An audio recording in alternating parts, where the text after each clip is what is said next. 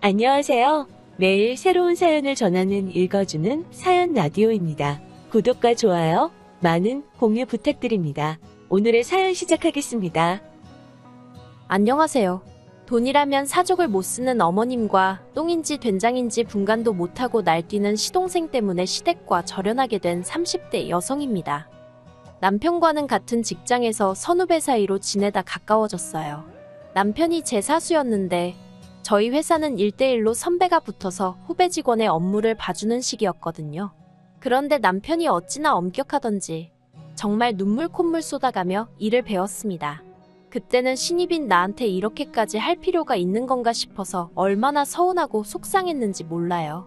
오죽하면 저렇게 성질이 더러운 사람이 어딨을까 싶어서 저런 남자랑 연애하는 여자는 정말 고생하겠다고 아주 똥 밟은 거라고 생각했다니까요. 그런데 그렇게 반년 동안 호되게 일을 가르쳤던 게 다 이유가 있었더라고요. 저와 남편은 당시 마케팅 부서에 소속되어 있었는데 마케팅 부서가 하는 일들 대부분이 사실 얼마나 타이밍을 잘 맞추는지가 중요하거든요. 그래서인지 실제로 부서 내 대부분의 직원들이 시간에 예민하고 마감 기한도 정말 중요하게 생각했지요. 그리고 저보다 3년 먼저 회사를 다녔던 남편은 이런 점들을 일찍이 깨우치지 못해서 제 발로 나가거나 회사에서 내쫓기는 신입 직원들을 심심치 않게 봤던 모양입니다. 그래서 자기 딴에는 아쉽기도 하고 측은한 마음도 들어서 도와준다는 생각으로 그렇게 독하게 굴었던 거라고요. 제 수습 기간이 끝난 이후로는 남편과 저는 직장 내에선 좋은 선후배 사이로 퇴근 후에는 좋은 오빠 동생 사이로 지내게 되었어요. 물론 이건 제 생각이고 사실 남편은 언젠가부터 계속해서 저와 만나보고 싶다며 몇 번이고 저에게 고백을 해왔답니다. 하지만 회사에서 사내 커플을 어떻게 생각할까 걱정도 되었고 젊은 남녀가 사귀다 헤어질 수도 있는 건데 그걸로 괜한 구설수에 오르내리진 않을지 걱정이 돼서 제가 계속 밀어내고 있었네요. 하지만 4년이란 시간이 흐르도록 한결같은 남편의 모습에 결국 제가 마음의 문을 열게 되었지요. 사귀는 동안 저희 두 사람 사이에는 정말 작은 말다툼조차 없었을 만큼 모든 것이 원만하게 흘러갔어요. 직장에서 매일같이 보다 보니 특별한 데이트를 자주 하고 그런 건 아니었지만 오래된 연인처럼 편안했달까요. 그리고 3년 후 저와 남편은 누가 먼저 결혼 이야기를 꺼냈던 건 아니지만 당연하다는 듯이 자연스러운 수순처럼 결혼 준비를 해나가기 시작했습니다. 본격적으로 결혼에 관한 이야기를 주고받으면서 서로의 가정 형편과 재정 상황을 오픈했어요. 일단 가정 형편부터 이야기를 하자면 저희 친정은 평범해요. 작지만 사업을 하시는 친정아버지와 전업주부이신 어머니 그리고 저와 언니까지 화목한 네 식구이지요. 돈을 쌓아놓고 살 만큼 부자는 아니었지만 그래도 경제적으로 궁핍해 본 적은 없습니다. 배우고 싶은 거, 먹고 싶은 거 대부분을 해봤기에 스스로 유복한 환경에서 자랐다고 생각하고요. 반면에 남편의 집안은 경제적으로 넉넉한 상황은 아니었어요. 특히나 건설 현장에서 일하시던 아버님은 몇 년 전 사고로 한쪽 팔을 못 쓰게 되셨는데 그로 인해 남편에게 많은 책임감이 부여된 상황이었달까요. 그렇다 보니 남편과 제가 서로 경제 사정을 오픈했을 때 솔직히 좀 놀랐던 게 사실이에요. 저도 어느 다른 또래 여자들처럼 꾸미기도 좋아하고 그렇다 보니 아주 악착같이 돈을 모으지는 못했습니다. 그래도 그때가 제가 직장 생활한 지 7, 8년쯤 되던 시기였는데 1억 정도 들고 있었거든요. 그런데 남편은 저보다 기간도 길었는데 7천밖에 없다고 하더라고요. 7천이 물론 적은 돈은 절대 아니지만 아무튼 제가 조금 당황했었답니다. 이후로 저희는 양가의 도움 없이 결혼 준비를 시작했어요. 원래부터 그럴 생각은 아니었는데 남편이 애시당초 시댁에다가는 아예 손을 벌릴 생각이 없더라고요. 그래서 저도 친정에 별다른 이야기를 하지 않았고 자연스럽게 두 사람이 모은 돈으로만 준비하게 된 거였지요. 그런데 이 상황을 알게 되신 친정아버지가 형편되는 사람이 좀 더 낼 수도 있는 거라면서 먼저 선뜻 5천만 원을 보태주시대요. 그렇다 보니 제가 거의 2배를 해가는 상황이 된 거고요. 하지만 남편과 제가 모은 돈을 다 합쳐도 2억이 되지 않다 보니 서울에서 아파트를 사기엔 턱없이 부족했어요. 그래서 제가 먼저 대출 이야기를 꺼냈습니다. 그런데 남편이 예전에 시댁이 빚으로 고생했던 기억이 있어서 대출은 내키지 않는다고 하대요. 그래서 상의 끝에 대출을 받되 제 이름으로 받고 대신 아파트도 제 명의로 하게 되었습니다. 몇몇 친구들이 그러다 이혼이라도 하게 되면 그 빚을 다 어떡하려고 하냐며 걱정을 해주긴 했는데 영끌 수준도 아니었고 제 나름대로 계산해봤을 땐 충분히 감당할 수 있겠더라고요. 아무튼 여러 가지로 남편과 원만한 합의 끝에 내린 결정이었네요. 하지만 식을 코앞에 두고 어머님께서 집이 제 명의로 되어 있다는 사실을 아시고는 크게 화를 내셨습니다. 어떻게 그런 중요한 계약을 제 이름으로 할 수가 있냐고요. 어머님께서도 제가 남편보다 결혼 비용을 더 많이 부담하는 걸 알고 계셨는데 그런 식으로 화를 내시니 솔직히 많이 당황스러웠어요. 그래서 조심스레 다시 전후 사정을 설명드렸네요. 하지만 어머님이 보여주신 태도는 한마디로 어이가 없었습니다. 명의와 돈은 별개의 문제라는 알 수 없는 말씀만 반복하셨거든요. 그리고는 급기야 저더러 이제라도 남편 명의로 바꾸던지 하다못해 공동명의라도 하라며 화까지 내시더라니까요. 그런 어머님의 모습에 놀랐지만 저는 저대로 그렇게는 못한다고 끝까지 버텼고요. 결국 남편의 중재로 정말 어머님과 끝장을 보는 일은 없었지만 식도 올리기 전에 어머님과는 사이가 완전히 틀어져 버렸네요. 이후로 어머님에게는 정말 며느리로서 도리만 했습니다. 명절이나 생신 때 찾아뵙고 그게 전부였어요. 다만 남편의 부탁으로 어머님 아버님께 매달 생활비 명목으로 50만 원씩 보내드렸네요. 그것도 드리지 말라는 친구들이 있었지만 이건 제가 어머님 때문이 아니라 편찮으신 아버님과 남편을 생각해서 드리는 돈이었지요. 그리고 아무튼 그렇게 1년쯤 지났을 때였습니다. 언젠가부터 자꾸 피곤하고 아랫배도 아프고 그래서 병원을 찾게 되었는데 거기서 생각지도 못한 이야기를 듣게 되었어요. 악성은 아니지만 제 자궁에 혹이 있다는 말이었지요. 막말로 죽을 병은 아니었지만 이제 막 아들 하나 딸 하나 낳아서 남편과 저 둘만의 가정을 꾸려나갈 꿈에 빠져있던 저에게는 무척 충격적인 소식이었네요. 그래서 남편과 상의 끝에 일단은 회사를 관두고 건강관리에 집중해보기로 했습니다. 그런데 이 소식이 저희가 생각했던 것보다 훨씬 빨리 어머님 귀에 들어갔어요. 얼마 전 시동생이 남편에게 돈 좀 빌려달라며 연락을 해왔었는데 그때 남편이 이제 저도 회사 관둬서 여유가 없단 식으로 둘러댔다고 했거든요. 자기 나름대로 입단속을 시켰다고 했는데 아무튼 그래서 어머님이 저와 남편을 호출하셨습니다. 숨긴다고 숨겨질 일도 아니고 결국 이런 순간이 올 거라고 생각은 했지만 싫은 소리 들을 걸 뻔히 알고 있었으니 정말 울며 겨자 먹기로 시댁에 갔네요. 어머님께선 저에게 몸은 어떻냐, 아프지는 않냐 그런 말씀은 한마디도 하지 않으셨습니다. 대신 저더러 결혼할 때 돈 좀 더해온 거 가지고 어지간히 생색을 내지 않았냐며 꼴좋다 하셨지요. 대출도 네 명의로 받아서 네가 갚는다고 큰 소리를 치더니 이제 불쌍한 당신 아들만 지 명의도 아닌 집구석 대출 갚아주느라 허리가 휘겠다는 말과 함께요. 그러면서 저더러 처음부터 이럴 작정이었냐입니다. 잘난 남자 하나 물어가지고 집구석에 들어앉을 생각이었냐고요. 듣는 내내 정말이지 어디서부터 어떻게 반박을 해야 할지도 모르겠더라니까요. 그런데 그때 남편이 먼저 어머님더러 무슨 말씀을 그렇게 하시냐며 큰 소리를 냈습니다. 어머니더러 대출을 갚아달라고 한 것도 아닌데 왜 당사자인 자기도 가만히 있는데 어머니가 이렇게 유난이시냐고 쪽팔린다고 성질을 내더라고요. 하지만 어머님께선 그런 남편에게 너가 순에 빠져서 등신같이 당하고도 모르는 거라나 아무튼 막말을 퍼부으시고는 저더러 이제라도 가서 공동명의로 바꾸랍니다. 돈은 당신 아들이 벌어오는데 왜 네가 집을 꿰차고 있냐면서 저더러 양심도 없냐면서요. 거기다 낄 자리 안 낄 자리 분간도 못하는 시동생까지 어머님 편이라고 나서서는 저 같은 여자 만날까봐 저같이 어떤 여자가 자기한테 빨대 꽂을까봐 자기가 장가를 못 가겠대나 말 같지도 않은 소리를 하고 앉았더라니까요. 참고로 저희 시동생, 남편 동생이라서 제가 말을 아껴서 그렇지 대학도 중퇴하고 이후로 어머님한테 용돈 받아 쓰는 인간입니다. 무슨 공부라던가 취업 준비를 하는 것도 아니고 길거리 캐스팅으로 연예계에 데뷔하겠다며 맨날 부자 동네 남의 동네 가서 어슬렁거리는 게 일과인 한심한 인간이지요. 고등학교 때 같이 친하게 지내던 친구들 중 2명이 지금 잘 나가는 연예인이긴 해요.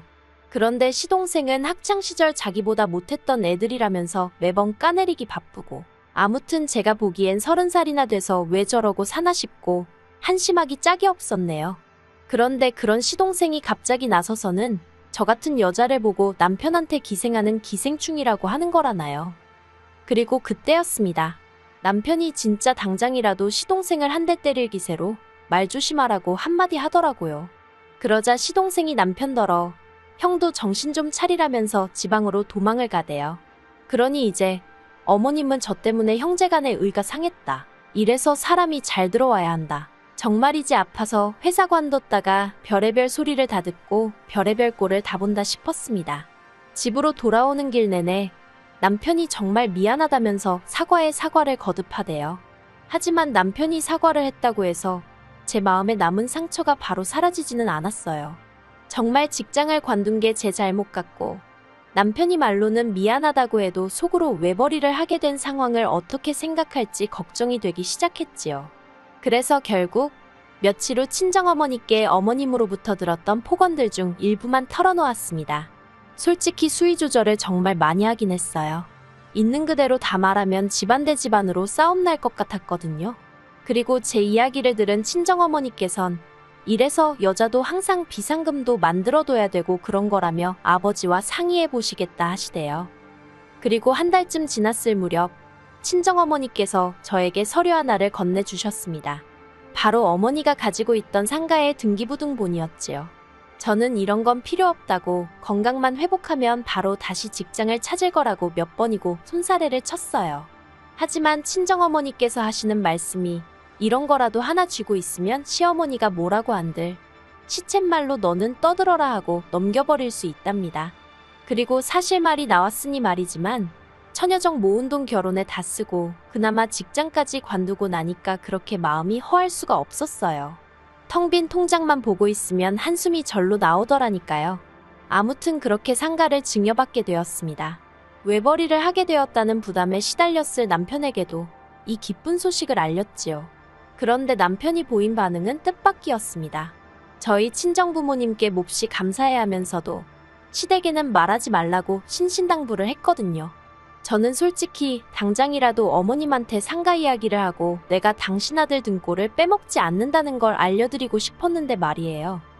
하지만 제가 돈 자랑하고 싶어서 혹은 어머님께 인정받고 싶어서 환장을 했던 것도 아니고 남편이 말하지 말라는데 굳이 뭐하러 하나 싶대요.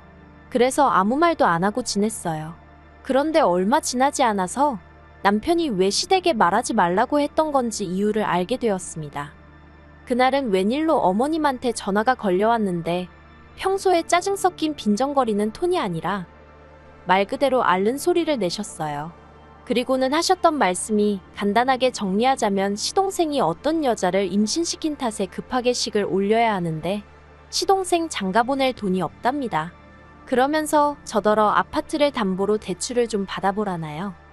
어이가 없었지요. 그리고 동시에 왜 남편이 어머님한테 상가 이야기를 하지 말라고 했는지 바로 납득이 되대요. 그래서 일단은 대출은 못 받는다고 했어요. 마음으로는 1,000만 원은 해줘야겠다 생각했지만 1,000만 원 얘기하면 2,000만 원 말씀하실 분이셨기에 따로 입 밖에 내지는 않았던 거예요. 하지만 며칠 뒤 시동생이 결혼할 여자를 소개시키겠다며 저희 부부더러 시댁으로 오라고 했던 날이었어요. 솔직히 시동생에 대한 감정은 좋지 않았지만 결혼 자체는 집안의 경사스러운 행사이니 그런 티를 내지는 않았네요. 그리고 그렇게 약속 당일 시댁에 도착했습니다. 어느 정도 어색함이 가시자 시동생은 뭐가 그리 좋은지 술을 연거푸 마셔대기 시작했어요. 그리고 취기가 올라서 그런 건지 뜬금없이 저희 남편더러 나는 형이 불쌍하다 그러는 거예요. 자기 여자친구를 가리키면서 형도 어린 여자를 만났으면 외벌이 같은 건 안 했을 거 아니냐면서요. 뿐만 아니라 또 뭐라더라. 아무튼 자기 여자친구 앞에서 저를 어지간히 깎아내리더라고요. 나중엔 어머님까지 가세해서는 시동생 여자친구더러 저를 닮지 않게 조심하라고 그러시는데 지금 생각해보면 거기서 시쳇말로 뚜껑이 완전히 열린 것 같아요. 남편은 남편대로 한심하다는 듯 어머님과 시동생을 보더니 이 사람 얼마 전에 월세 나오는 상가 증여받았다. 거기서만 한 달에 6,700은 나온다며 제 이야기를 하대요. 그리고는 시동생더러 하는 말이 너 장가갈 때 형수가 1,000만 원은 해주려던 모양이다. 그런데 그거 내가 못 해주게 할 거다 그러더군요. 게다가 그뿐만이 아니었어요. 남편은 어머님께도 아들 외벌이 하는 건 그렇게 안쓰러워 하시면서 달달이 50만 원씩은 꼭 받아가시지 않냐고 쏘아붙였거든요. 그리고는 어머님더러 어머님 말씀대로 외벌이로 살려니 힘들다며 이달부터 용돈 못 드린다 하더라니까요. 그리고 마지막으로 남편이 시동생 여자친구한테도 한마디 하대요. 재수 씨는 얼마나 들고 시집 오냐면서 아무튼 직장도 잘 다니고 살림도 잘하고 시어머니랑도 살갑게 지내는 좋은 며느리가 되기를 바란다나요. 자기는 자기 와이프 그러니까 저한테 미안하고 안쓰러워서 그런 짓까진 못 시키겠다면서요. 그러자 아깐 시동생 옆에 딱 붙어서 킥킥거리던 표정은 온데간데 없이 아주 똥 씹은 얼굴을 하고 있더군요. 그리고 그렇게 시댁을 나왔습니다. 솔직히 말하면 시댁을 떠나고 나서야 이 말도 할 걸, 저 말도 할 거라고 후회가 되긴 하대요. 안에서는 당황스럽기도 했고 그래서 말이 잘 안 나왔었거든요. 그래도 다행히 남편이 저보다 더 크게 화내주고 소리쳐줘서 그간 가슴에 맺힌 게 많이 풀리긴 했지요. 그리고 이후로 지금까지 1년이란 시간이 흘렀는데 최근까지도 시댁과는 연락하지 않고 있어요. 그러다 제 임신 소식을 들은 어머님이 얼마 전 남편을 통해 다시 왕래를 하고 지내자는 의사를 전달해 오셨습니다. 하지만 저는 절대로 안 된다였고 지금도 그 생각엔 변함이 없어요. 왜냐하면 어머님께서는 시동생에, 그러니까 시조카를 길러주고 계셨거든요. 시동생 여자친구는 딸만 낳아놓고 도망치듯 집을 나갔어요. 아무튼 그런 와중에 어머님하고 다시 왕래를 했다간 어쩌면 그 시동생 애를 저더러 키우라고 할지도 모르잖아요. 아니면 용돈도 안 드리고 있었으니까 다시 용돈에 이젠 시조카 키우는데 들어갈 돈까지 기대하실지도요. 그리고 다행히 남편도 이런 제 우려와 걱정을 이해해 주었습니다. 그래서 앞으로도 명절이나 어머님 아버님 생신 같은 날 남편만 잠깐 들려 얼굴을 비추고 오는 정도로 그만큼의 거리를 두고 살기로 했네요. 시간이 흐르다 보면 억지로 애쓰지 않아도 어머님과 다시 마주할 날이 있을지도 모르겠지만 적어도 그 시작이 저는 아닐 겁니다. 긴 이야기 들어주셔서 감사합니다. 오늘의 사연은 여기까지입니다. 구독과 좋아요, 알람 설정해주시면 앞으로 더 좋은 사연으로 찾아오겠습니다. 감사합니다. 안녕하세요. 매일 새로운 사연을 전하는 읽어주는 사연 라디오입니다. 구독과 좋아요, 많은 공유 부탁드립니다. 오늘의 사연 시작하겠습니다. 안녕하세요. 결혼한 지 1년 된 30대 새댁이에요. 남들은 신혼이라며 한참 좋을 때라고 좋겠다 하는데 사실 저희 부부 거의 한 달에 한두 번은 꼭 싸우고 있었어요. 최근에는 거의 매일같이 싸웠고요. 하지만 결혼한 지 얼마 되지도 않은 상황에서 친정부모님 걱정시키는 게 싫어서 한 번을 속 시원히 말을 못했어요. 남편과는 지인의 소개로 만났습니다. 말 그대로 지인으로 솔직히 가까운 사이도 아니었는데 어느 날 갑자기 소개팅을 해준다고 해서 좀 의아했던 기억이 나요.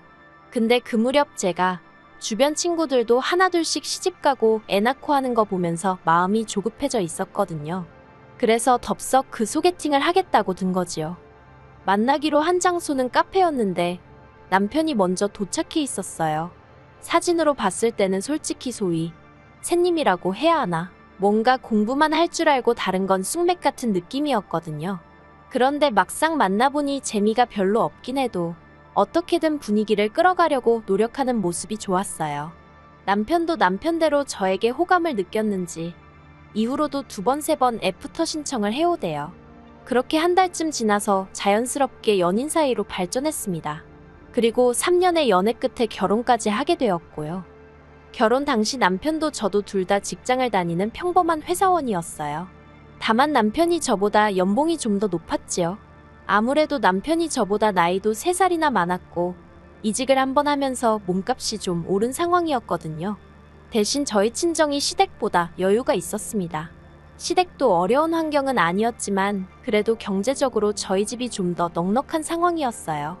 시부모님께서는 살고 계신 집하고 나라에서 나오는 연금이 전부였던 반면에 저희 부모님께선 당신들 사업장에서 계속 현역으로 경제활동을 하고 계셨거든요.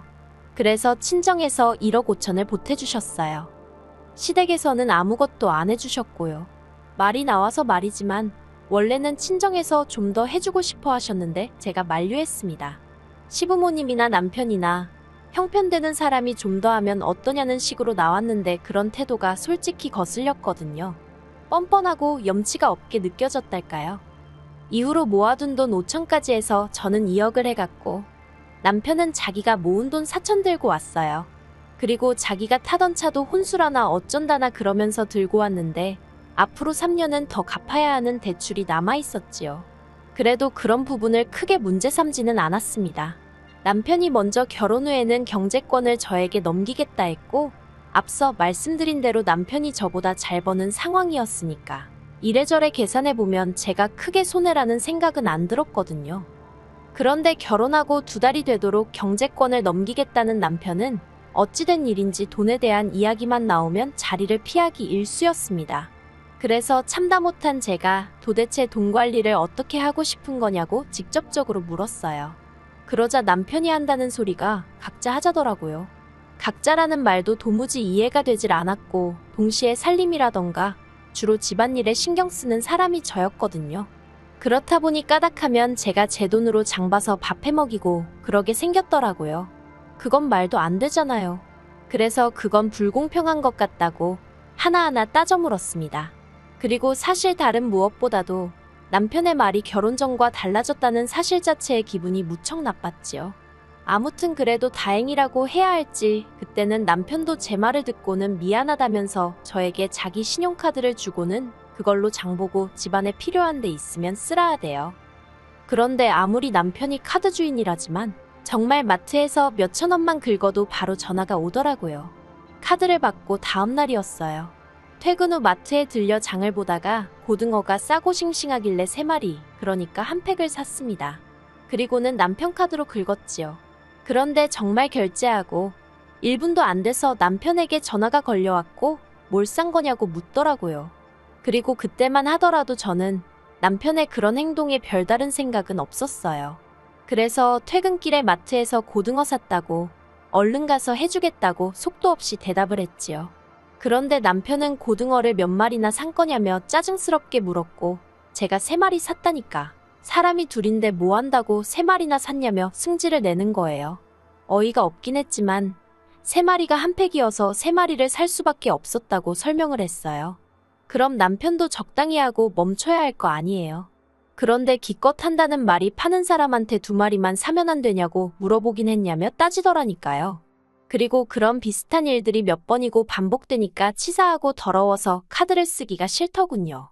그래서 남편더러 앞으로 생활비는 현찰로 주라고 했습니다. 당신 얼마, 나 얼마 각자 월급에서 각출해 생활하자고요. 그리고 그렇게 합의를 본 게 고작 50만 원씩이었어요. 그렇지만 사실 아무리 애 없이 2사람이 산다고 해도 100만 원으로 관리비에 공과금 다 내고 살림을 꾸린다는 건 불가능한 일이었습니다. 특히나 돈은 똑같이 내는데 왜인지 주방일은 저만 하고 있더라고요. 그래서 남편더러 당신은 청소와 빨래를 담당하라 했습니다. 그랬더니 돌아오는 남편의 반응은 알겠다면서 대신 자기가 해야 된다고 느낄 때 할 테니까 잔소리를 하지 말라는 거예요. 그래놓고는 청소기는 3, 4일에 한 번, 세탁기는 열흘에 한 번 돌리는 게 아니겠어요? 남편의 그런 꼬라지라고 해야 할지 심술이라고 해야 할지 아무튼 제가 직접 겪어보니 그동안 왜 회사에서 일하던 언니들이 맞벌이하면서 동시에 집안일에 독박육아에 왜 그렇게 허덕였는지 이해가 가더라니까요. 그리고 저는 언니들처럼 살 수는 없다고 생각했어요. 그래서 남편에게 집안일을 그따위로 할 거면 돈을 더 내라고 했지요. 그러자 남편이 자기는 불편한 게 하나도 없다면서 제가 예민하다는 식으로 몰아가는 거예요. 그래서 저도 주방일을 손에서 놔버렸습니다. 공용생활비로 장은 받아두었지요. 쌀 사다 놓고 반찬 사다 놓고 그리고는 말 그대로 알아서 챙겨 먹던지 말던지 마음대로 하라고 내버려뒀습니다. 식사를 차리게 되더라도 딱 1인분? 제목만 해서 먹었어요. 그리고 그렇게 지낸 지 3주쯤 되던 차에 생각지도 못한 일이 벌어졌습니다. 솔직히 남편이나 저나 둘 다 성인이고 결혼한 상황에서 일어난 일인 만큼 저희 둘이서 해결해야 한다고 생각했어요. 그런데 세상에 남편이 어머님한테 이야기를 했더군요. 그것도 자기가 한 짓거리는 이런 방구도 없이 제가 생활비를 받았으면서 살림엔 손끝 하나 대지 않는다는 식으로요. 그러니 어머님께서 제가 군기가 빠졌다나 어쨌다나 하시며 한달음에 저희 집으로 쫓아오셨습니다. 처음엔 솔직히 연락도 없이 찾아오신 어머님이 황당하고 어이없고, 그렇지만 이내 차라리 잘 됐다 싶더라고요. 그래서 저도 어머님을 붙들고 그동안 쌓아뒀던 억울하고 답답한 마음을 속사포처럼 쏟아냈습니다. 그리고 저는 솔직히 어쨌든 어머님이 어른으로서 그리고 같은 여자로서 어느 정도 상황을 정리해 주실 줄 알았어요. 어머님은 평생 전업을 하셨으니 제가 느끼는 서러움도 어느 정도는 공감해 주실 줄 알았고요. 하지만 이게 웬걸요? 어머님께서는 제 이야기를 다 들으시고도 그래도 여자가 살림을 해야 하는 게 맞답니다. 생활비는 옛날에야 남자들이 외벌이를 했으니 그렇지만 요새는 같이 잘 버는데 왜 남편한테만 부담을 주냐 하시면서요. 이중자 때 내로남불이 이런 건가 싶어서 웃기지도 않더라니까요. 결국 저와 남편은 갈등의 골을 좁히지 못했습니다. 남편은 선심 쓰듯 자기가 생활비를 80만 원 낼 테니 저더러 이참에 주방일은 물론이고 청소와 빨래까지 도맡으라 했어요. 그게 마치 엄청난 배려인 듯 말이에요. 하지만 제가 막말로 30만 원이 아쉬워서 그 고생을 하겠어요? 제가 웃기지도 않는 소리라며 남편더러 꿈깨라 했습니다. 그리고는 앞으로 정말 각자 생활하자 했네요. 각자가 어떤 건지 한번 보여주겠다고요. 그리고 그때부터였습니다. 남편은 마치 저 보란 듯 하루가 멀다 하고 쇼핑을 해대더군요. 매일같이 세상 쓸모없어 보이는 장난감들을 사나르고 신발도 몇 켤레씩 사다 놓고요. 저 사람이 나랑 아이를 낳고 미래를 그려갈 생각이 있는 건가 싶을 정도로 앞뒤 가리지 않고 돈을 써대는 눈치였다니까요. 게다가 제가 식사를 챙겨주지 않았더니 매일 밤마다 배달음식에 3, 4만 원씩 쓰는 것도 예산일이었지요. 그리고 무엇보다도 저와는 말 한마디 상의도 없이 남편이 그동안 어머님 아버님께 한 달에 50만 원씩 따로 용돈을 드리고 있었더라고요. 자식이 부모한테 용돈 당연히 드릴 수 있어요. 하지만 결혼 초 제가 먼저 양쪽 집에 30만 원씩 해드리자고 했을 때 장인 장모님은 돈도 많은데 꼭 우리가 챙겨드려야 되는 거냐며 얼마나 툴툴거렸는지 모릅니다. 그래서 결국 유야무야 없던 일이 되었고요. 그런데 정작 남편은 저 몰래 어머님 아버님께 그렇게 큰 돈을 드리고 있었다니 정말 그나마 있던 정도 뚝뚝 떨어지고 한마디로 배신감이 들었어요. 그리고 그런 남편으로 인해 결혼을 내가 왜 했을까 하는 회의감을 느끼던 무렵이었습니다. 어머님이 소화가 잘 안 된다며 병원에 가셨는데 그곳에서 충격적인 이야기를 듣고 오셨더군요. 어머님 간이 다 망가졌다고요. 그리고 그렇게 어머님의 간이 망가지게 된 데에는 남편이 저 몰래 사들인 영양제가 한몫했지요. 어머님 말씀으로는 저희 남편이 영양제를 사다 주면서 하루도 빠지지 말고 먹으라고 했대요. 그런데 초기에 몇 번 먹으니까 영 속이 좋지 않더랍니다. 그래서 남편더러 환불을 받아오라 하니 쪽팔리게 무슨 환불이냐며 그리고 믿고 먹어야 효과가 있는 거라고 어머님더러 그냥 드시라고 했다대요. 어머님은 잘난 당신 아들이 그러라 하니 속에서 안 받는데도 그냥 꼭 참고 드셨답니다. 그리고 결국 그 영양제가 어머님 간을 다 망가뜨린 거였고요. 병원에서는 당장 간 이식을 해야 한다 했고 그때부터 시댁의 병원비가 하염없이 들어가게 됐던 모양이에요. 참고로 알고 보니 저희 어머님 아버님 그 연세에 도움이 될 만한 보험 하나 없으셨지요. 그리고 그제서야 남편이 저를 찾았습니다.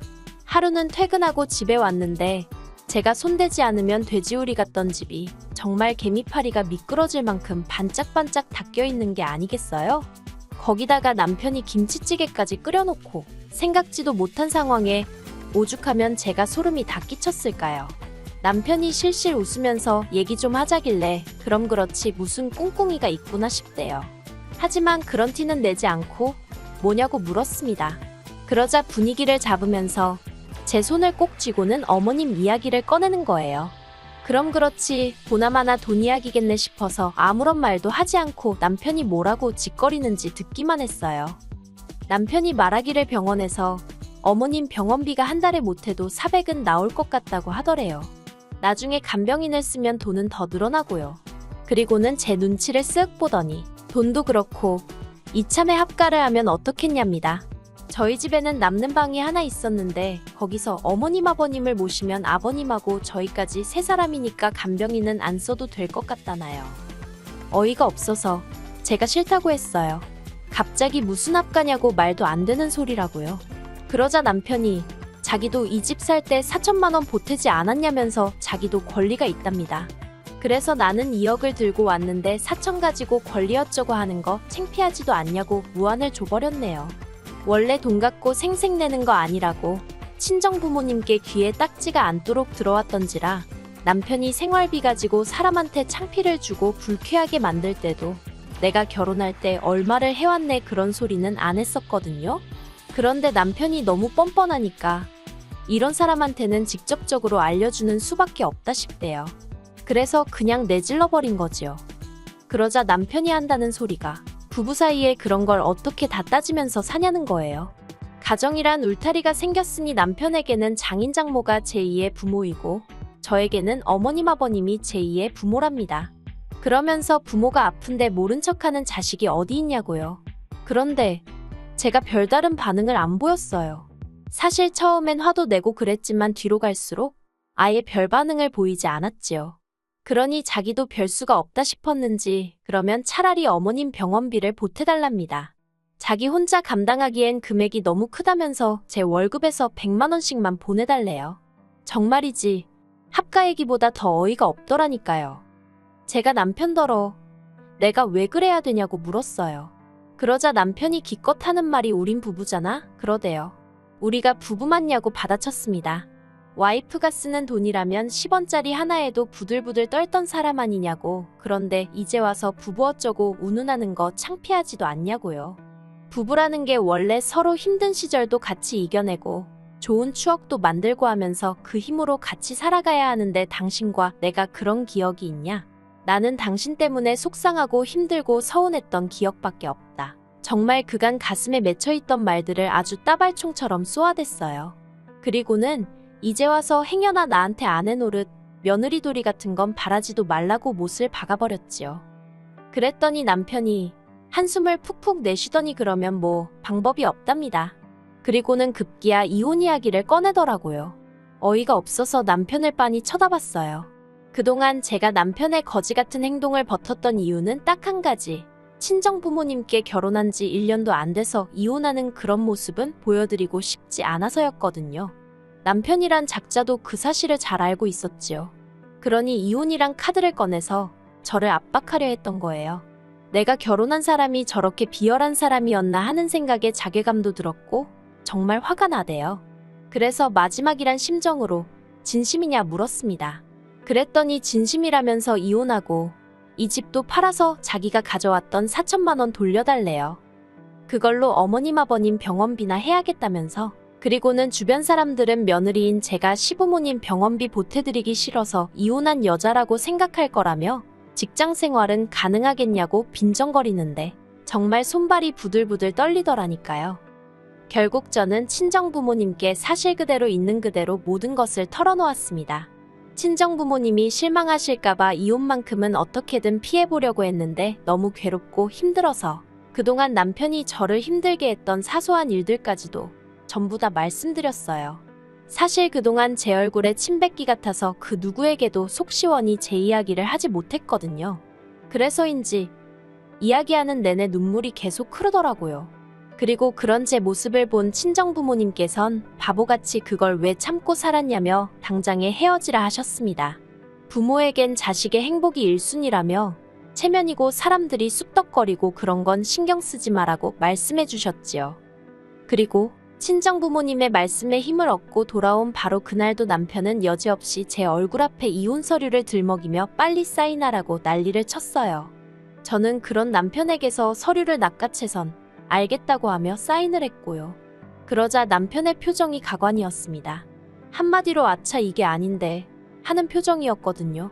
이후로 자기 딴에는 아무렇지 않은 척이라도 하려던 건지 저더러 확실하냐 후회 없냐 낙장불입이다 어쩌다 해대는데 너무 짜증나서 왜 이렇게 말이 많냐고 하기로 했으면 하는 거라고 내일 당장 접수하라고 소리를 지르곤 저 먼저 방으로 들어가 버렸네요.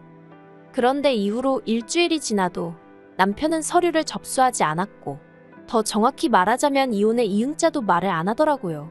오직 제 눈치를 살피기에 급급했지요. 결국 안 되겠다 싶어서 제가 먼저 집을 부동산에 내놓고 남편에게 알렸습니다. 이때 정말이지 집이 제 명이라서 얼마나 다행이다 싶던지요. 여담이지만 결혼식을 앞두고 부부라는 이유로 공동명의를 집요하게 요구하던 남편이었습니다. 듣다 못한 제가 양심 좀 챙기라고 한마디 했었고요. 아무튼 그렇게 집까지 내놨고 남편에게는 빨리 이혼 수속을 밟자고 했어요. 그리고 그제서야 남편이 생각이 바뀌었답니다. 이혼을 안 하겠다는 거예요. 이후로 남편과 말을 섞으면 섞을수록 어린애하고 싸우는 기분이었다고 해야 할까요? 결국 안 되겠다 싶어서 저는 변호사를 쓰게 되었습니다. 그리고 지금 남편과는 이혼 소송을 진행 중이에요. 이 사실을 알게 되신 어머님 아버님 두 분 다 난리가 나셨고요. 아버님은 도와달라고 한 적 없다, 병원비 안 줘도 된다 하시며 어떻게든 저희 두 사람의 이혼은 막으려 하고 계세요. 하지만 어머님은 저더러 세상에 시엠이 아픈데 이혼하자고 드는 며느리가 어딨냐면서 제가 당신 아들 인생 망쳐놨다고 나오지도 않는 눈물 쥐어짜내시며 제 탓을 하기에 바쁘시지요. 그리고 그런 어머님의 모습을 보고 있으니 정말 이혼해야겠다는 생각밖에 안 든답니다. 정말이지 할 수만 있다면 최선을 다해서 남편의 인생을 망쳐놔야겠다는 오기가 드는 지경이에요. 결혼 생활이 짧았던 만큼 위자료나 뭐 그런 건 기대도 없어요. 고약스러운 남편의 성격 덕분에 1년도 더 걸릴지도 모르겠고요. 하지만 지금은 어떻게든 남편과 완벽하게 남남이 되고 싶다는 마음뿐입니다. 저런 남편이랑 참고 살아봤자 지금이야 제가 제 힘으로 돈이나 벌지, 애라도 낳고 직장이라도 관둬봐요. 돈 가지고 사람을 얼마나 들들 볶고 생색은 또 얼마나 내겠어요? 그런 푸대접을 받을 게 뻔한데 절대 같이 못 삽니다. 어머님께는 죄송한 마음이 아예 없는 것 아니에요. 가뜩이나 몸도 안 좋으신데 이런 일로 스트레스를 받게 되셨으니. 하지만 어머님이 당신 아들 개차반으로 키워놓은 탓이니 너무 제 탓만 하진 않으시길 바랄 뿐입니다. 뿌린 대로 거두는 법이니까요. 긴 이야기 들어주셔서 감사합니다. 오늘의 사연은 여기까지입니다. 구독과 좋아요, 알람 설정해주시면 앞으로 더 좋은 사연으로 찾아오겠습니다. 감사합니다. 안녕하세요. 매일 새로운 사연을 전하는 읽어주는 사연 라디오입니다. 구독과 좋아요, 많은 공유 부탁드립니다. 오늘의 사연 시작하겠습니다. 안녕하세요. 자기 주제도 모르고 날뛰는 신우와 그런 신우를 어쩌지 못하는 시댁 때문에 고생하는 30대 여성이에요. 남편과는 같은 대학에서 동아리 활동을 하며 알게 된 사이입니다. 하지만 그때는 그저 좋은 선후배 사이로 지냈네요. 그러다 본격적으로 연애를 시작하게 된 건 남편과 저 두 사람 다 사회인이 되고 난 이후였어요. 위치적으로 가까운 회사에 근무하고 있기도 했고 부서도 비슷하다 보니 이런저런 대화를 나눌 기회가 많았는데 그 과정에서 남편이 저에게 먼저 호감을 보이더라고요. 이후로 남편의 지극한 정성에 제가 마음의 문을 열고 정식으로 사귀게 되었지요. 그리고 2년 후 남편이 프로포즈를 해왔고요. 저는 이때만 하더라도 남편과 제 앞날에 앞으로 꽃길만 있을 줄 알았네요. 기쁜 마음으로 프로포즈를 받아들이고 얼마 지나지 않아 남편의 본가에 정식으로 인사를 드리러 갔던 날이었어요. 그리고 그날 처음으로 신우도 마주하게 되었습니다. 제가 이렇게 사연을 쓰게 된 장본인 말이에요. 신우는 현관에 들어선 저를 아래 위로 힐끗 훑어보고는 뭐가 그렇게 기분이 나빴는지 방문을 쾅 닫으며 자기 방으로 들어가대요. 그게 신우가 저를 보고 처음 보였던 행동입니다. 그러니 저라고 처음부터 신우에게 좋은 마음을 가질 순 없었지요. 그리고 그날 저는 시댁에서 생각지도 못했던 이야기를 듣게 되었습니다. 아버님이 말씀하시기를 저도 마음에 들고 결혼도 시키고 싶지만 보다시피 당신 맏딸 그러니까 신우가 아직 짝을 못 만난 게 안쓰러워 그런다며 주변 사람들 눈도 있고 당신 딸 기분도 있으니 일단은 신우를 먼저 보냈으면 좋겠다 하시는 거예요. 다시 말해서 저희더러 기다리라는 소리였지요. 당시 제 나이 31, 남편 나이 33이었습니다. 결혼을 논하기에 절대로 이른 나이는 아니었지요. 그런데 밑도 끝도 없이 신우 시집 갈 때까지 일단 기다리라 하니 어이가 없더라고요. 그리고 문제는 친정 부모님께선 이미 제가 남편에게 프로포즈를 받았다는 것도 시댁에 인사를 드리러 간다는 사실도 다 알고 계셨어요. 그러니 이 상황을 어떻게 설명해야 할지 감이 안 오더라고요. 하지만 거짓말을 하기도 그렇고 해서 결국은 토시 하나 안 틀리고 아버님이 하셨던 말씀 그대로 전했습니다. 신우가 먼저 시집을 가야 저희가 결혼을 할 수 있을 것 같다고요. 친정부모님은 그건 말도 안 된다며 펄쩍 뛰셨습니다. 그렇게 무턱대고 기다리다가 저랑 남편이랑 틀어지기라도 하면 그때는 제 젊은 날을 어디 가서 보상받냐는 걱정이셨지요. 솔직히 틀린 말은 아니었으니 저도 걱정과 고민이 많았네요. 결국 한 달쯤 지났을 무렵 제가 먼저 남편에게 이별을 고했습니다. 사랑도 이별도 결혼도 모든 게 타이밍이 있다고 생각하는데 지금 저와 남편의 타이밍이 맞지 않는 것 같다고 하면서요.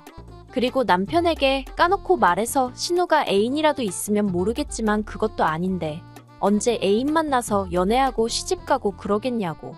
아무리 짧게 잡아도 1년은 더 걸릴 것 같은데 난 그 정도의 인내심이 없다고 했지요. 그러자 남편이 자기에게 기회를 한 번만 달랍니다. 자기가 어머님 아버님과 이야기해보고 이 상황을 해결해 보이겠다면서요. 남편이 어찌나 비장하게 매달리던지 솔직히 별 기대는 없었지만 알겠다 했네요. 그리고 한 2주 정도 시간이 흘렀던 것 같아요. 어찌나 남편이 감감무소식이던지 좀 너무하다 싶더군요. 나중에는 짜증도 나서 정말 마음을 접으려고 하려던 그때 남편에게 연락이 왔습니다. 남편이 말하기를 아버님 어머님이 저희 먼저 결혼하라고 허락을 해주셨다는 거예요. 나중에 알고 보니까 남편이 중내사내하면서 거의 생쇼를 했던 모양이에요.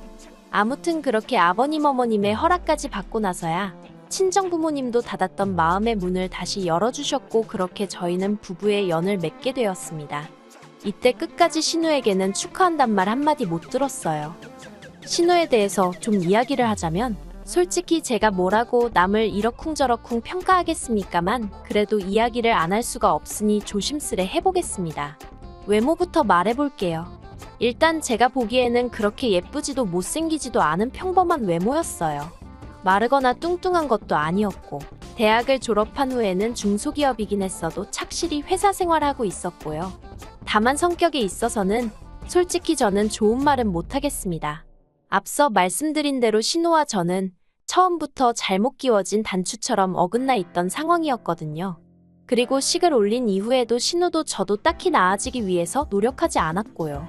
이걸 가지고 시부모님께서는 아랫사람인 제가 먼저 해해실실 웃으며 다가갔어야 했다고 탓을 하셨는데 그렇게 치면 윗사람인 신우가 먼저 너그럽게 손을 내밀어 줄 수 있던 것 아니냐고 따져먹고 싶었네요. 말이 나왔으니 말이지만 언젠가 온 가족이 다 같이 모여 식사를 하던 때였는데요. 우연히 신우가 저랑 눈이 마주친 거예요. 그러니까 갑자기 젓가락을 딱 내려놓으면서 밥맛이 떨어졌다나요? 그리고는 아직 어머님 아버님 식사도 끝나지 않았는데 먼저 자리를 뜬 적도 있어요. 저는 황당하고 어이가 없어서 신우 뒷모습만 쳐다봤고요. 그리고 남편을 통해서 그날 제가 신우의 그런 행동 때문에 기분이 나빴다는 이야기가 아버님 어머님 귀에 들어갔던 모양이에요. 하지만 아버님 어머님께선 당신들 딸이 그럴 리 없다면서 혹시 제가 신우에게 무슨 자격지심이라도 있는 거 아니냐고 하시더래요. 어이가 없었지요. 아무리 생각해봐도 제가 신우한테 자격지심 느낄 이유가 전혀 없으니까요. 그리고 이 밖에도 제가 하나하나 전부 다 열거할 수는 없지만 여러 가지로 신우 때문에 스트레스 받는 일이 많았어요. 신우가 대놓고 사람을 괴롭히는 건 아닌데 주변 사람들로 하여금 눈치를 보게 만드는 재주가 있었거든요. 그러니 제가 미쳤다고 먼저 다가가고 싶었겠어요? 그러다 작년 여름이었습니다. 아버님 어머님께서 기니 하실 말씀이 있다며 저와 남편을 불러다 놓고는 대뜸 돈 1,000만 원을 건네주시대요. 이렇게 표현하긴 뭐하지만 평소에도 돈이라면 정말 벌벌 떠시는 분들이거든요.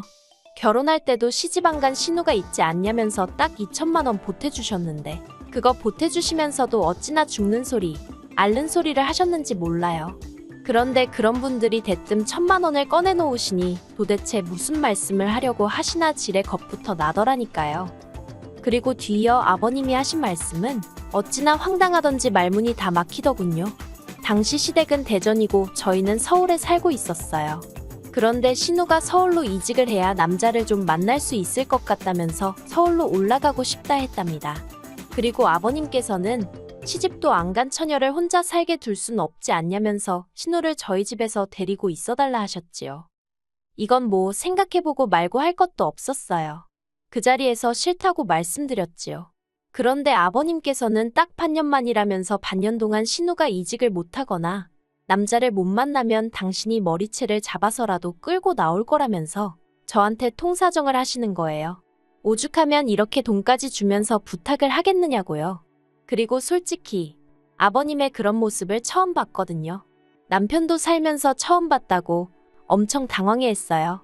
그래서 결국 그래 평생도 아니고 반년이니까 먹여 살리라는 것도 아니니까 돈도 주신다니까. 말 그대로 이유란 이유는 다 끌어다가 스스로에게 합리화를 시키고는 알겠다 했습니다. 지금 돌이켜 생각해보면 돈 1,000만 원 없어도 사는데 돈이 웬수라고 정말 뭐에 미쳐서 그러겠다 했었는지 모르겠어요. 그래도 그때는 결국엔 좋은 며느리, 착한 며느리가 되고 싶었던 건가 싶기도 하고. 아무튼 그렇게 신우와의 합가가 결정되었어요. 그리고 신우가 온 지 하루가 지나기도 전에 저는 후회의 눈물을 흘릴 수밖에 없었습니다. 신우 짐은 어찌나 많고 또 시댁에서 키우던 개까지 데려올 줄은 몰랐거든요. 집에 오자마자 떡하니 거실 한쪽에게 오줌 패드 깔아놓고 밥그릇 물그릇 꺼내놓고 장난감 던져놓고 순식간에 집이 말 그대로 개판이 되대요. 그뿐만이 아니었습니다. 제가 개를 예뻐라 하질 않으니 신우가 외출할 때마다 개를 자기 방에다가 넣어놓고 나가더라고요. 그런데 문제는 그러고 나면 개가 문을 긁어대면서 정말 하루 종일 울고 짖었다는 거지요. 그리고 그 개소리가 얼마나 크던지 오죽하면 아파트 관리실에서 개 짖는 소리 좀 안 나게 하라고 방송을 해댈 정도였다니까요. 결국 한 달쯤 지났을 때 제가 신우더러 개 좀 어떻게 하라고 말을 했어요. 형님이랑 같이 살기로 마음먹을 때만 하더라도 개까지 데려올 줄은 상상도 못했다고요. 그러자 한다는 말이 지금 자기더러 개를 버리라는 거냐면서 저더러 어디 가서 그런 소리 하지 말래요. 무식하다고 욕먹는다나요?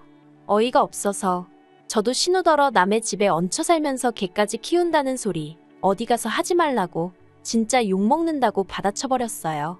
그리고 지금 이 아파트 리모델링까지 싹 해서 들어온 건데 형님 개가 방문도 다 긁어놓고 막말로 이거 다 물어줄 거냐고 쏘아댔지요. 그러자 신우가 한다는 말이 아버님이 1,000만 원 주지 않았냐면서 그 돈으로 고치랍니다. 어이가 없어서 그 돈이 그러라고 주신 돈이었냐고? 알겠다고 수리하는데 쓰고 남은 돈은 돌려드릴 테니 형님은 짐 빼서 내려가라고 했어요. 그랬더니 이제 신우도 더 할 말이 없었던 모양이에요.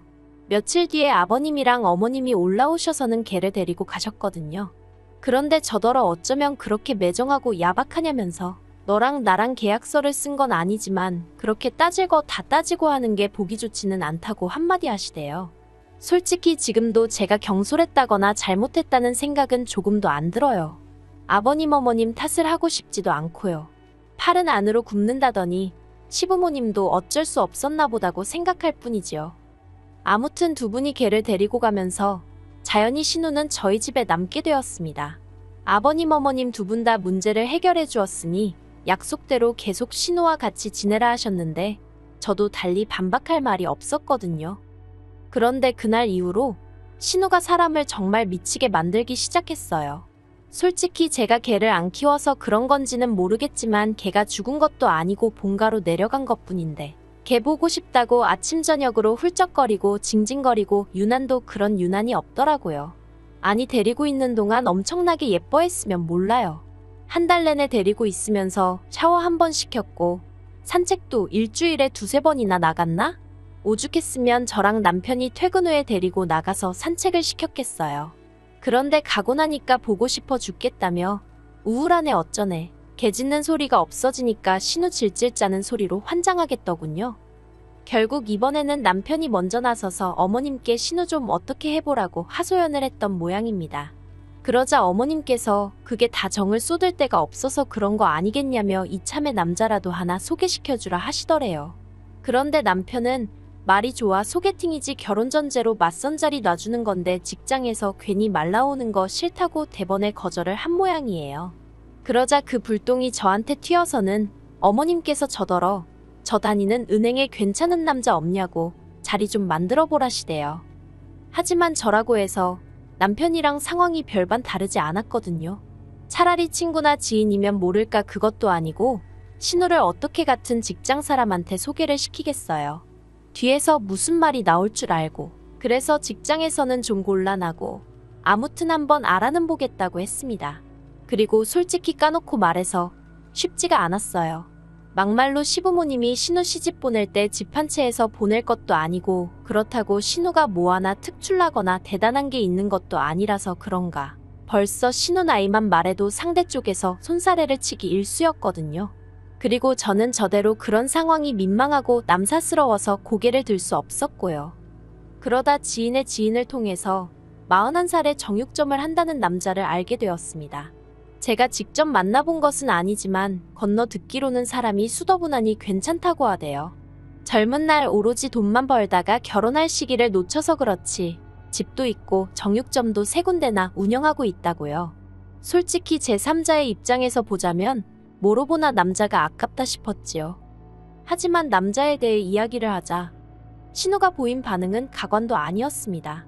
신우가 저더러 어디 그런 늑다리를 자기한테 갖다 대는 거냐며 몹시 기분 나쁜 티를 냈거든요. 자기랑 3살 차인데 늙었다고 툴툴거리는 모습을 보고 있자니 황당했어요. 그래서 저도 모르게 신우더러 동갑내기나 연하를 만나려면 형님이 먹여 살려야 할지도 모르는데 자신 있냐고 한마디 해버렸네요. 하지만 신우는 제가 자기한테 일부러 그런 소리를 했다는 걸 눈치채지 못했는지 계속해서 자기가 원하는 이상형에 대해 떠들어댔습니다. 일단 키는 180은 넘었으면 좋겠고 직장은 대한민국 사람이라면 한 번쯤 들어본 회사에 다니고 있어야 한대요. 그리고 월급으로 한 달에 1,000만 원씩은 가져다 주면 좋겠다나요? 그쯤부터는 사회생활을 10년도 넘게 했다는 사람이 어떻게 저리 현실 파악을 못하나 싶어서 어이가 없더라고요. 하지만 다른 무엇보다도 저를 난처하게 그리고 화가 나게 만들었던 건 이후로 신우가 보인 행동이었습니다. 다 큰 성인 남녀가 만나는 자리다 보니 굳이 제가 신우랑 같이 나가 중간에서 인사시키고 그럴 필요는 없겠다 싶었거든요. 그래서 신우에게 남자 연락처를 주었는데 솔직히 저는 신우가 연락을 안 할 줄 알았어요. 만나기 전부터 불평불만이 끊이질 않았으니까요. 저 아닌 누가 봤어도 신우가 그 소개팅인지 맞선인지에 관심이 없다고 느꼈을 거예요. 하지만 예상과 달리 신우가 먼저 그 남자에게 연락을 했더라고요. 그리고 신우가 차인 모양이 돼요. 신우는 자기가 차였다는 사실을 받아들이지 못한 듯 했어요. 늑다리 주제에 어쩌고저쩌고 하면서 그런데 그렇게 퍼부어봤자 듣는 사람이라곤 저랑 남편뿐이었고 저희 둘 중 누구도 신우 편에서 말을 하진 않았거든요. 그랬더니 신우는 그게 더 심통이 났던 건지 기껏 한다는 소리가 저더러 그 남자랑 한통 속인 거 아니냐입니다. 그러면서 제가 신우를 창피 주려고 일부러 그런 남자를 소개했다는 말도 안 되는 소리를 해대더라고요. 피해의식도 정도가 있지. 그래도 처음엔 여러모로 안 됐기도 했고 안쓰러운 마음도 들어서 절대 그런 게 아니라고 신우를 어르고 달랬어요. 하지만 제가 그럴수록 신우는 기고만장해서는 저를 가만두네 안 두네 아주 난리도 아니더라고요. 결국 그렇게 또다시 한 달 가까이 시달린 제가 이러다간 정말 돌아버리겠다 싶어서 어머님께 하소연을 했네요. 그런데 어머님마저 제 탓을 하시더라고요. 처음부터 제대로 괜찮은 남자를 소개해줬으면 이런 일은 없었을 거 아니냐면서 그러면서 당신도 사실은 저한테 서운하셨다는 겁니다. 제가 은행에 다니니까 최소한 은행원은 소개해줄 줄 알았다면서요. 그리고는 신우 서운한 마음도 달랠 겸 2~3명 정도 더 자리를 만들어 보라대요. 돈도 1,000만 원이나 받지 않았냐면서요. 그 말을 듣는데 어이가 없는 거예요. 솔직히 지난번 방문 수리 때도 그렇고 제가 달라고 한 돈도 아닌데 그거 1,000만 원 들려주고는 신우는 신우대로 어머님은 어머님대로 자꾸 그 돈을 들먹거리니 무척 거슬리더라고요. 그래서 어머님께 순전히 저랑 신우랑 같이 살아주는 대가로 주신 돈 아니냐고 물었습니다. 그러자 어머님 말씀이 그런 뜻도 있고 신우 시집 보내라는 뜻도 있고 그런 거라는데 망치로 뒤통수를 한 대 딱 맞은 느낌이었어요. 정신이 확 들면서 마치 함정에 빠진 기분까지 들더라니까요. 결국 저는 남편과 상의 끝에 돈의 일부를 돌려드리더라도 신우를 내보내기로 결정을 내렸습니다. 신우가 저희와 함께 산 지 이제 막 4개월 차에 접어들던 시기였지요. 어머님 아버님 두 분 다 크게 화를 내셨어요. 걔 데려가래서 데려갔더니 이젠 뭐가 불만인 거냐면서 저더러 신우한테 좋은 혼사자리 하나 소개 좀 해주라니까 그게 싫어서 신우를 내쫓느냐고 세상 천지에 적 같은 며느리 저 같은 올케가 어디 있냐입니다. 저는 그저 죄송하단 말씀 말고는 드릴 말씀이 없었어요. 솔직히 억울하긴 했지만 괜히 이것저것 따지다가 신우가 저희 집에 눌러앉게 될까봐 무서워서 말조심 입조심을 한 것도 있고요. 어머님 아버님 두 분은 저를 달래다가 화도 내셨다가 그런데 이도저도 씨가 안 먹힌다 싶으셨는지 대뜸 하시는 말씀이 그럼 1,000만 원을 다 내놓으랍니다. 6개월을 못 채웠으니까 이건 저나 저희 남편한테 책임이 있는 거라면서요. 그리고는 신우가 저희 때문에 마음의 상처를 입었으니 그거에 대한 피해 보상도 어쩌고 하는데 아니 신우만 자식인가 내 남편은 당신 자식이 아닌가 싶어서 어처구니가 없더군요. 그리고 남인 저도 그렇게 느꼈으니 당사자인 남편은 얼마나 기분이 더러웠겠어요? 남편이 저더러 1,000만 원을 일수로 나눠서 신우가 저희 집에 있었던 기간만큼 빼고 신우가 우리 냉장고에서 말도 없이 꺼내 먹은 것도 다 계산하랍니다. 신우가 샤워하면서 쓴 물, 뭐 해먹는다고 쓴 가스 그런 것도 대충이라도 다 계산하고 신우네 강아지가 망가뜨린 문짝도 다 거기서 빼래요. 아주 남편이 도끼가 올라서는 이런 한 푼도 손해보지 않겠다는 식으로 나를 세우더라니까요. 그렇게 뺄 거 다 빼고 나니까 저희가 아버님께 돌려드릴 돈이라곤 120만 원 남짓 남더군요. 그 돈을 남편이 아버님께 계좌로 보내드렸고 신우도 그런 남편의 냉정한 모습에 꽤나 충격을 받았는지 막판에는 별말 없이 고분고분 짐을 싸서 시댁으로 내려갔어요. 하지만 그렇게 내려간 신우 모습에 어머님 아버님은 다시 한번 충격을 받으셨는지 그대로 저희 집으로 쫓아와 욕을 퍼부으셨습니다. 그리고 그런 모습에 질려버린 남편이 어머님 아버님더러 당분간 보지 말고 살자며 먼저 선을 그었지요.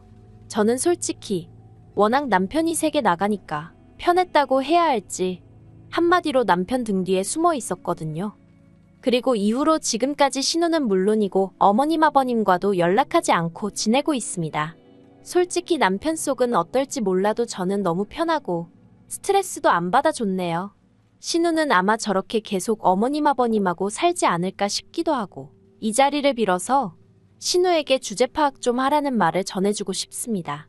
세상이 그렇게 당신한테만 친절할 리가 없다고요. 긴 이야기 들어주셔서 감사합니다. 오늘의 사연은 여기까지입니다. 구독과 좋아요, 알람 설정해주시면 앞으로 더 좋은 사연으로 찾아오겠습니다. 감사합니다.